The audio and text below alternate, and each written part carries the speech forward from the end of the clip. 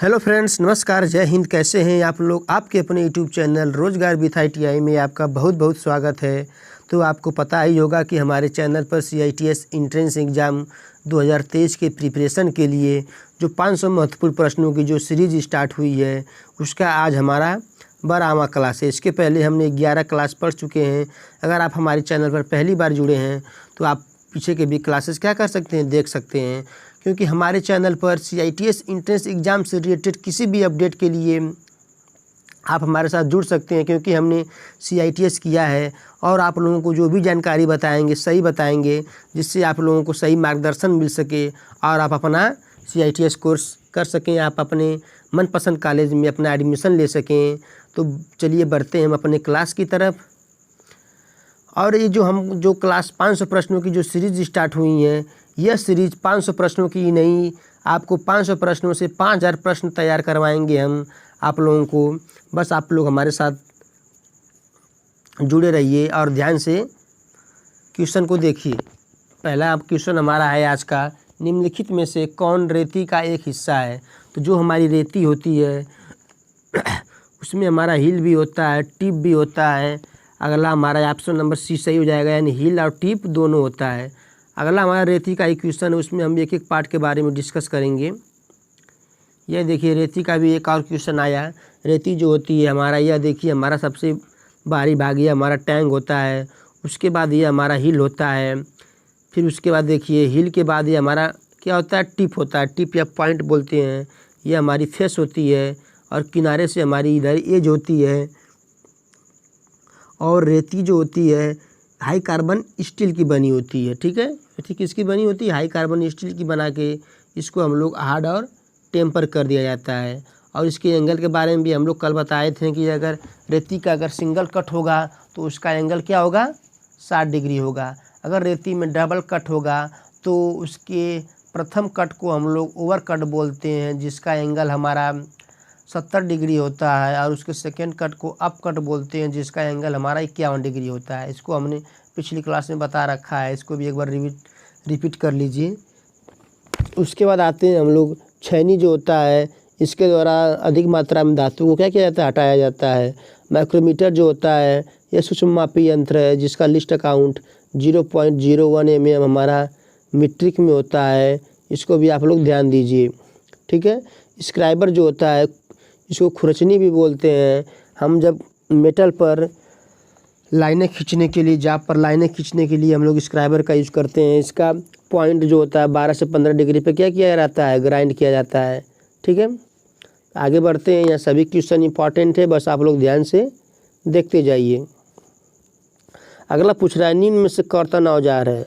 तो जो हमारा स्टूल रूल जो होता है यह मापने वाला औजार है। यह हमारा स्टेनलेस स्टील का बना होता है और स्टेनलेस स्टील का कभी कभी रेशियो पूछ देता है। स्टेनलेस स्टील में हमारा 18% क्रोमियम होता है और 8% निकिल होता है। यह भी क्वेश्चन कई बार पूछा गया। अभी फ़िलहाल DRDO के एग्ज़ाम में पूछा गया था, इसको भी आप लोग ध्यान दीजिए। जो ट्राई स्क्वायर जो होता है हमारा हाई कार्बन स्टील का बना होता है और जो इसका ब्लेड हाई कार्बन स्टील का होगा। जो स्टॉक होता है हमारा कास्ट आयरन का बना होता है। और ट्राई स्क्वायर का यूज हम लोग करते हैं 90 डिग्री चेक करने के लिए करते हैं।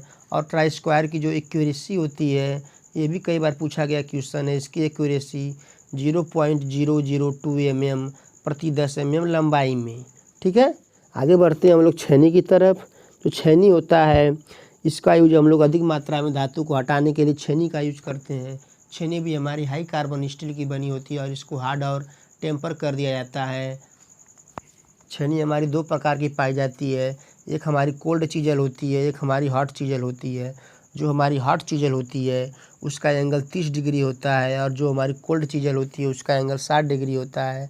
हॉट चीजल का यूज हम लोग फोर्जिंग शॉप में करते हैं और कोल्ड चीजल का यूज हम लोग फिटर शॉप में करते हैं। तो इस प्रकार आगे बढ़ते हैं हम लोग।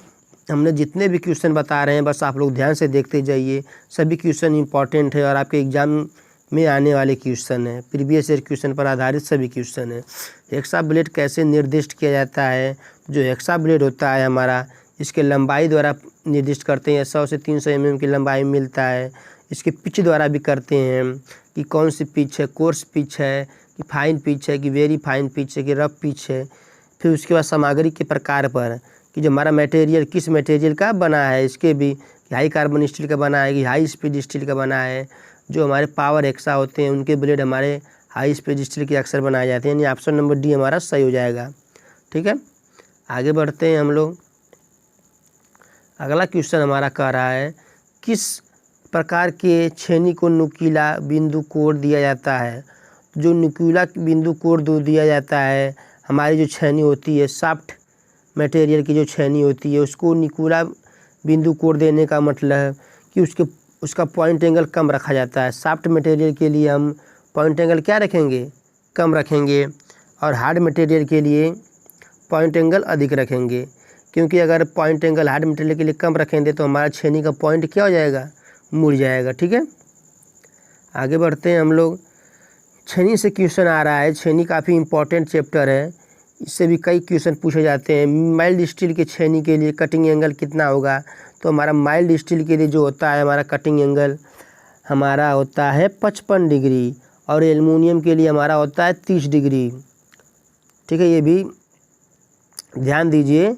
ठीक है, और तांबा के लिए हमारा 45 डिग्री होता है, ये भी ध्यान दीजिए। कई बार पूछा गया क्वेश्चन, एल्युमिनियम के लिए 30 डिग्री, तांबा के लिए 45 डिग्री, और पीतल के लिए 50 डिग्री होता है, और माइल्ड स्टील के लिए 55 डिग्री होता है, और कास्ट आयरन के लिए 60 डिग्री होता है। ये भी आप लोग ध्यान दीजिए। ठीक है, आगे बढ़ते हैं हम लोग। अगला क्वेश्चन पूछ रहा है हमसे कि चित्र में दर्शाए गए ड्रिलिंग मशीन की पहचान करें। तो यह जो हमारी ड्रिलिंग मशीन है, यह हमारी पिलर ड्रिलिंग मशीन है, जिसमें रैक और पिनियन लगा होता है। यह एक पिलर पर सेट होती है। यह हमारा स्यूल बेंच होता है कि इस पर हम लोग जाप को या कारखंड को क्या करते हैं, बांधते हैं। ठीक है, और इससे हम लोग ड्रिलिंग प्रोसेस करते हैं। आगे बढ़ते हैं हम लोग। अगला क्वेश्चन हमारा कह रहा है निम्नलिखित में से कौन सा एक ड्रिल होल्डिंग उपकरण है। तो ड्रिल होल्डिंग उपकरण की यहाँ पे बात कर रहा है। तो ड्रिल होल्डिंग उपकरण के लिए हमारा ड्रिल चक हो जाएगा। क्या हो जाएगा, ड्रिल चक हमारा ड्रिल होल्डिंग उपकरण है। ये हमारा ड्रिल को क्या करता है, होल्डिंग करता है। जो वर्क टेबल होता है ये हमारा जाप को होल्डिंग करता है। और हेड स्टॉक तो आपको पता ही होगा कि ये लेथ मशीन का भाग है, हेड स्टॉक। ठीक है, आगे बढ़ते हैं हम लोग। दिया गया क्वेश्चन निम्नलिखित में से कौन टूटे हुए टैप को हटाने की एक विधि है।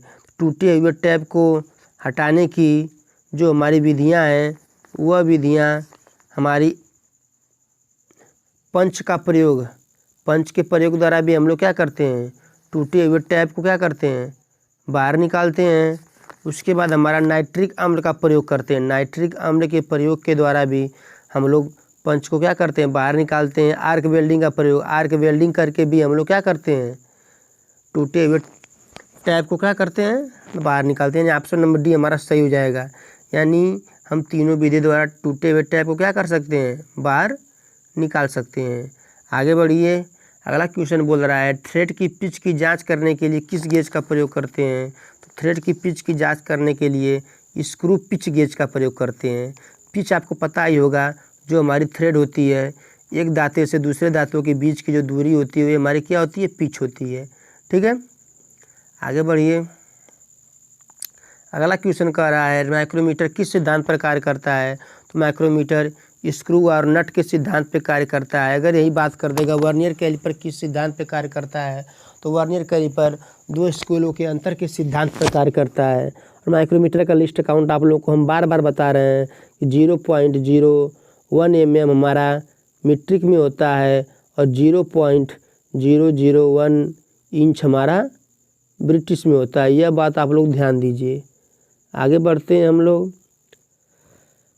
अगला क्वेश्चन हमारा कह रहा है निम्नलिखित में से कौन सा गांठदार ढलवा लोहा का दूसरा नाम है।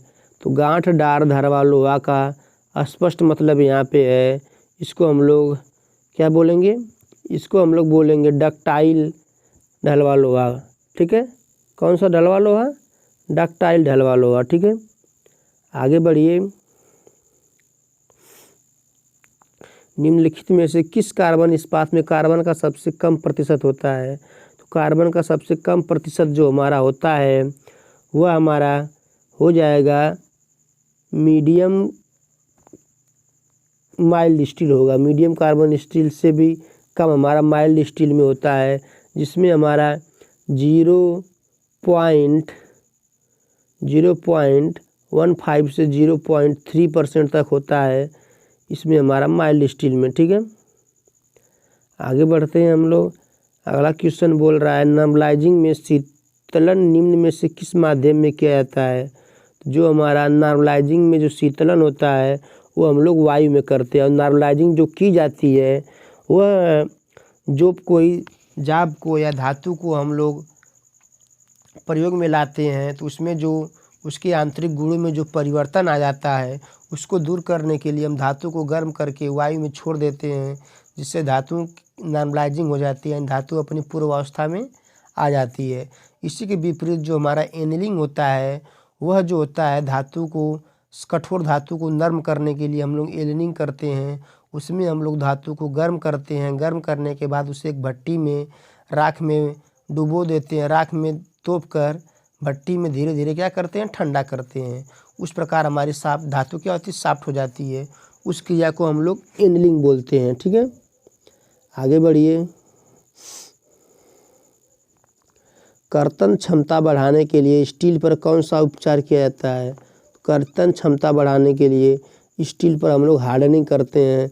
किसी धातु को अगर हार्ड कर देते हैं तो क्या होता है, उसकी काटने की क्षमता बढ़ जाती है। इस प्रकार हमारा आज का जो क्लास था समाप्त होता है, और आप लोगों को हम बार बार कह रहे हैं CITS से रिलेटेड किसी भी जानकारी के लिए आप हमारे साथ जुड़ सकते हैं और हमारे कमेंट बॉक्स में मैसेज कर सकते हैं। हमें जैसी ज़रूरत लगेगी उसका हम लोग आपको वीडियो बनाकर भी अलग से देंगे, ताकि आप लोगों को सभी जानकारी सही सही मिल सके। इस प्रकार अपने वीडियो को समाप्त करते हैं, मिलते हैं अपने अगले वीडियो में, तब तक के लिए जय हिंद।